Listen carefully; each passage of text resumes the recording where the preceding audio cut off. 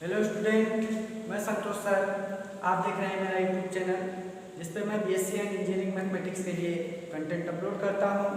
जो स्टूडेंट ये BSc MSc IIT JEE IIT JAM CSIR NET GATE SET और TGT PGT and UPPSC exams के लिए आपको लाभप्रद साबित होगा। तो स्टूडेंट, तो चलिए आज हम शुरू करते हैं डिफरेंशियल इक्वेशन में चेंज ऑफ वेरिएबल, माने वेरिएबल को चेंज करके हम कैसे डिफरेंशियल इक्वेशन का सॉल्यूशन निकालते हैं। तो चलिए हम देखते हैं चेंज ऑफ वेरिएबल का टॉपिक।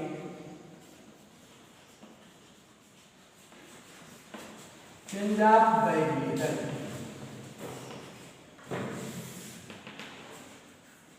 तो चेंज ऑफ वेरिएबल मान लीजिए हमारे पास डिफरेंशियल इक्वेशन है dy by d x plus x plus y a equal b x. अब इसमें हमें वेरिएबल को चेंज करना है dy by d x equal x plus a y. यहाँ पर भी ले लीजिए एक्स प्लस वाई का। जब हम वेरिएबल को चेंज करेंगे तो let x plus y equal t, तो रिप्लेस हो जाएगा 1 plus d y by d x equal d t by d x. तो d y by d x की वैल्यू मिल जाएगी d t by d x minus 1। अगर दीजिए value यहाँ पे d t by d x minus 1 plus a t equal t square. तो बन गया हमारा differential equation d t by d x a t equal 1 plus t square. dy by d x plus x plus y equal b x plus y square convert हो गया हमारा इसमें differential equation of first order and first degree. अब differential equation of first order and first degree में जब convert हुआ तो अब हम इसका सॉल्यूशन निकालेंगे। सबसे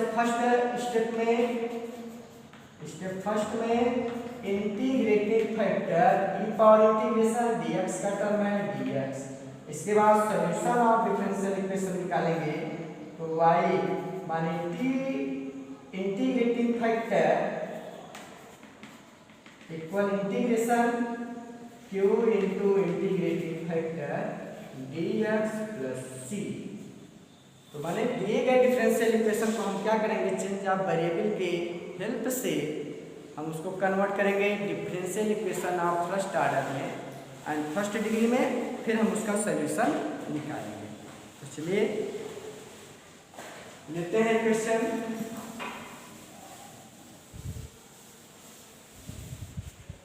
क्वेश्चन है x dx plus y dy, x dx plus y dy upon x dy minus y dx equal root में a square minus x square minus y square upon x square plus y square. Root में a square minus x square minus y square upon x square minus y square.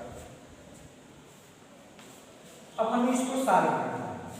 अब हमें change of variable के help से हमें इसको solve करना है। तो चलिए देखते हैं सॉल्यूशन में। x dx plus x dx minus y dy equal root में a square minus x square plus y square upon x square plus y। ठीक, जब हम इसको सॉल्व करेंगे तो देखिए हम इसको कन्वर्ट करेंगे पोलर फॉर्म में। पोलर फॉर्म में कैसे कन्वर्ट करेंगे, put x equal r cos theta और y equal r sin theta. तो r की वैल्यू निकालिए, स्क्वायरिंग एंड एडिंग बोथ मिलेगा x square plus y square equal r। अब हमें dy बाई dx की वैल्यू निकालनी है। तो जब हम इसका डिफरेंशिएट करेंगे वैल्यू मिल जाएगी 2x dx plus 2y dy equal to r। माने मिल गया x dx plus y dy equal तो x dx plus y dy की वैल्यू कन्वर्ट हो गई किसमें, dr में। अब x dx minus y dy की वैल्यू क्या होगी, तो x dx minus y dy की वैल्यू हमें निकालना है। तो चलिए देखिए, अब हम इसमें वैल्यू क्या रखेंगे, x square plus y square की वैल्यू हम रखेंगे r। आप रखिए x की value r cos theta, y की वैल्यू r sin थीटा रखिए। जब x की वैल्यू r cos थीटा और y की वैल्यू r sin थीटा रखेंगे तो वैल्यू हमें क्या मिलेगी, देखिए तो x equal r cos theta, y equal r sin theta, dividing both करेंगे। तो जब डिवाइडिंग बोथ करेंगे तो क्या हो जाएगा, tan थीटा इक्वल y अपान x होगा भाई। डिफरेंशिएटिंग, जब इसको डिफरेंशिएट करेंगे तो वैल्यू क्या होगी, देखिए x dy minus y dx अपान x square equal tan theta की वैल्यू हो जाएगी sec square theta d theta. तो x dy minus y dx अपान x square equal sec square theta d theta है। जब इसको सॉल्व करेंगे तो वैल्यू हमें क्या मिलेगी, देखिए तो x dy minus y dx की वैल्यू हो जाएगी x square sec square theta और d थीटा। x की वैल्यू क्या है, x की वैल्यू है r cos थीटा। जब इसमें रखेंगे x dy minus y dx की value r square cos square theta into sec square theta की वैल्यू हो जाएगी 1 upon cos square theta d theta. दोनों term cancel, x dy minus y dx equal r square d theta.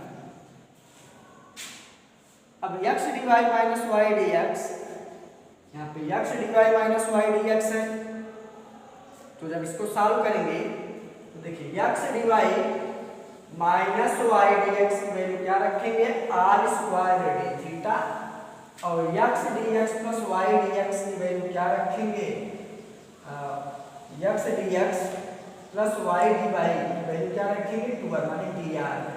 तो रख दीजिए अब इसमें वैल्यू। तो इसे मान लीजिए इक्वेशन फर्स्ट, यहाँ पे इक्वेशन फर्स्ट होगा।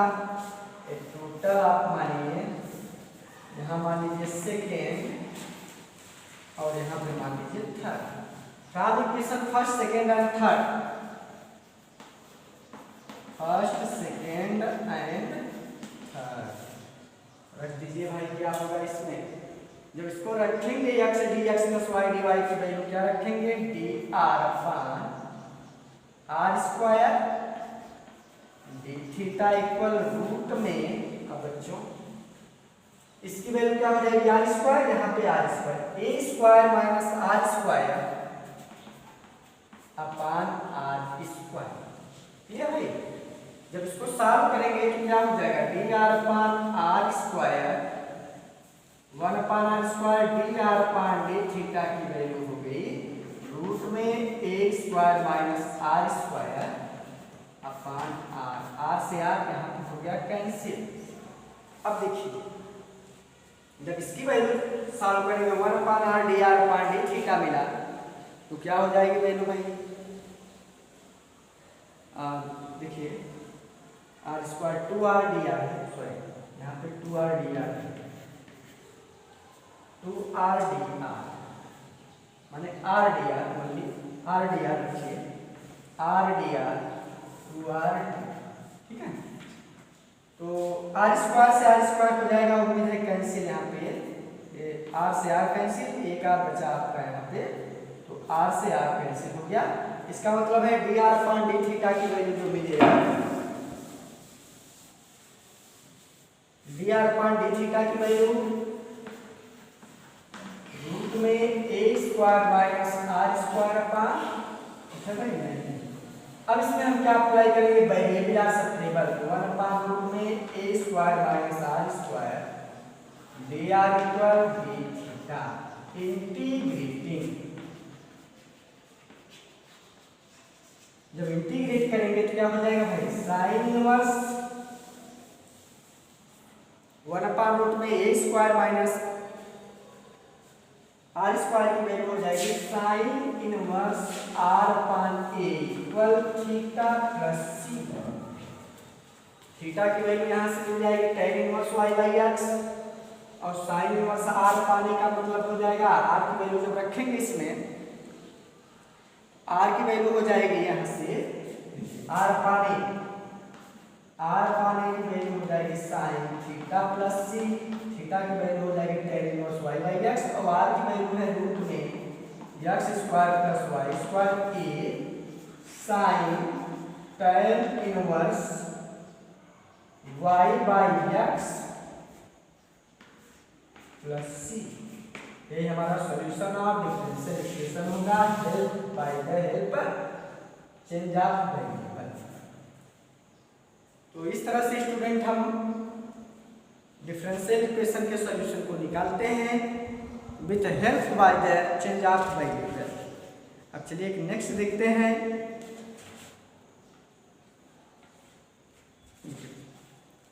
स्टेटमेंट है क्वेश्चन का,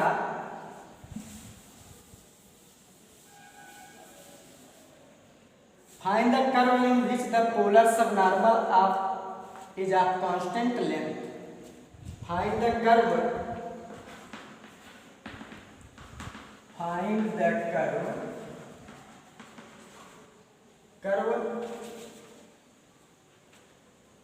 in which the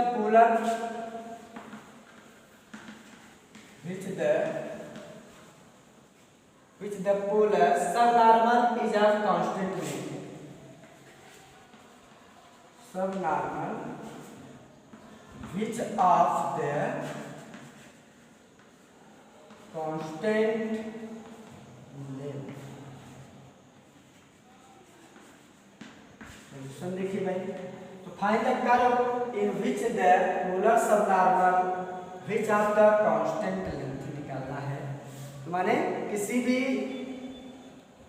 कर्व का पोलर सबनॉर्मल क्या होता है, कांस्टेंट, माने उसका कांस्टेंट लेंथ होता है, माने स्थिर लंबाई होती है।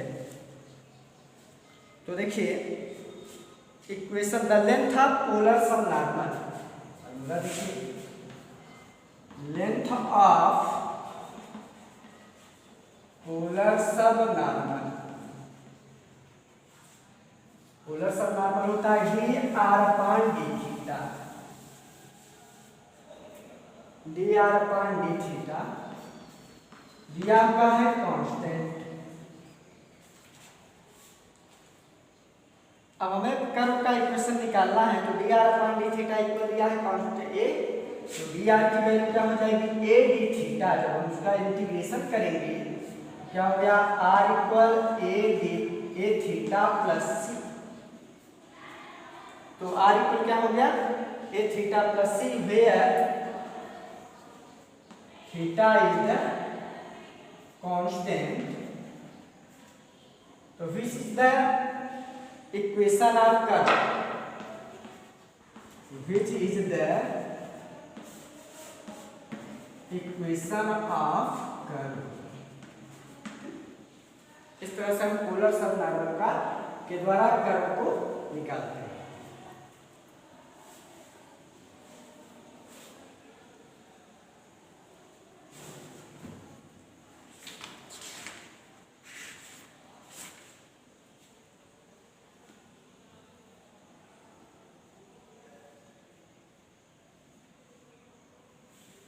नेक्स्ट क्वेश्चन देखते हैं। Find the family of curve whose tangent, find the family of curve, family of curve whose tangent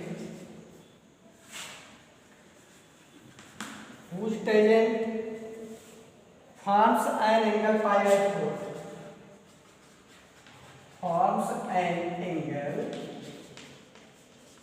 angle pi by 4 with the hyperbola, with the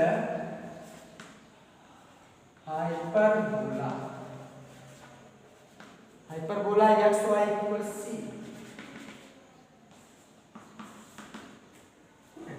find the family of curve which tangent forms an angle pi by 4।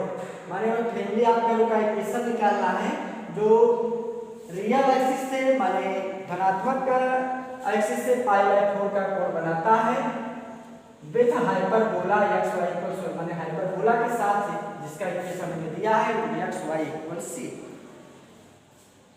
तो tangent का equation होता है the slope of tangent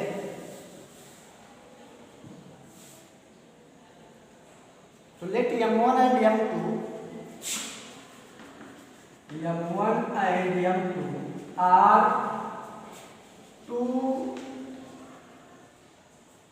two gradient of the tangent, two gradient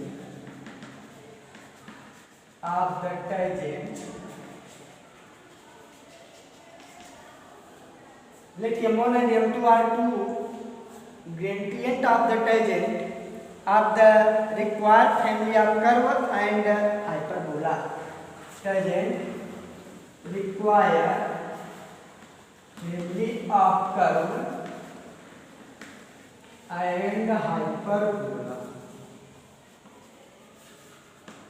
hyperbola.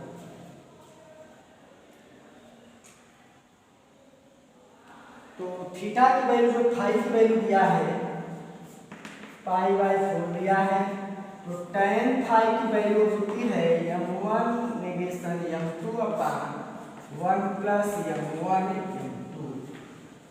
तो हमें m1 की value निकालना है तो जब सॉल्व करेंगे तो tan फाई ये हो जाएगा आपका tan π/4 equal m1 minus m2 upon 1 plus m1 m2। tan π/4 की वैल्यू 1 तो 1 plus m1 m2 equal m1 minus m2। जब इसको सॉल्व करेंगे हमारे पास जो वैल्यू मिलेगी m1 की तो m1 की वैल्यू निकालना है तो देखिए ये हो जाएगा आपका m1 का मान 1 minus m2 equal 1 plus m2। तो जो m1 की वैल्यू हो गई 1 plus m2 upon 1 minus m2। अब हम देखेंगे तो hyperbola the gradient of the hyperbola equation of gradient और equation of hyperbola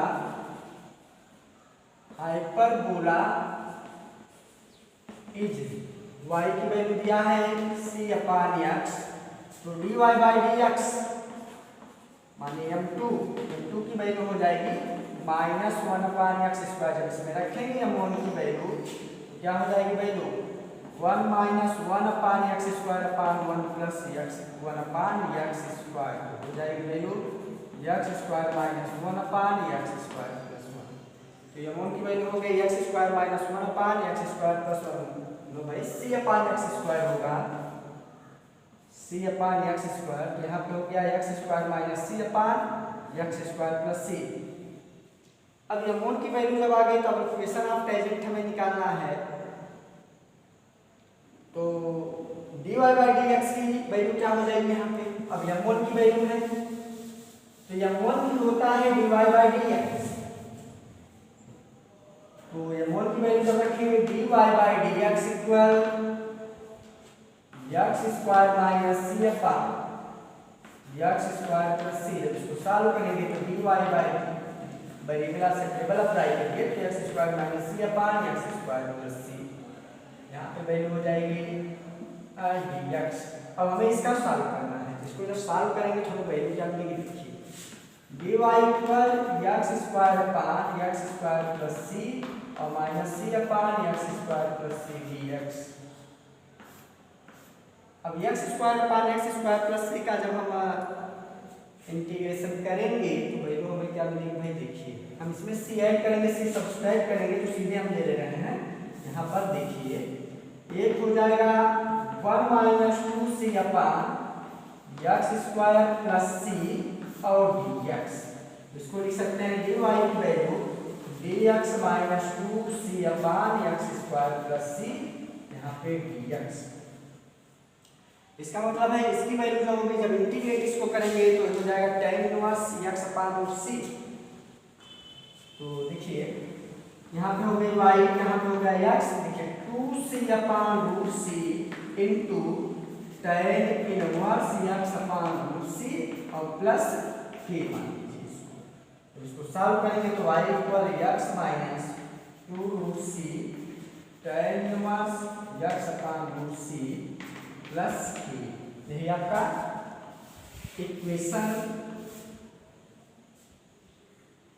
equation of the family आप कर रहे हैं y equal x minus 2 root C tan inverse x upon root C plus k।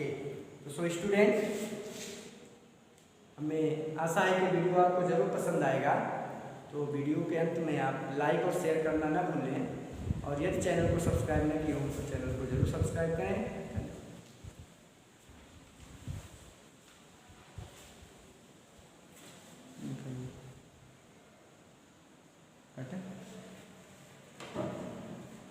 बराबर।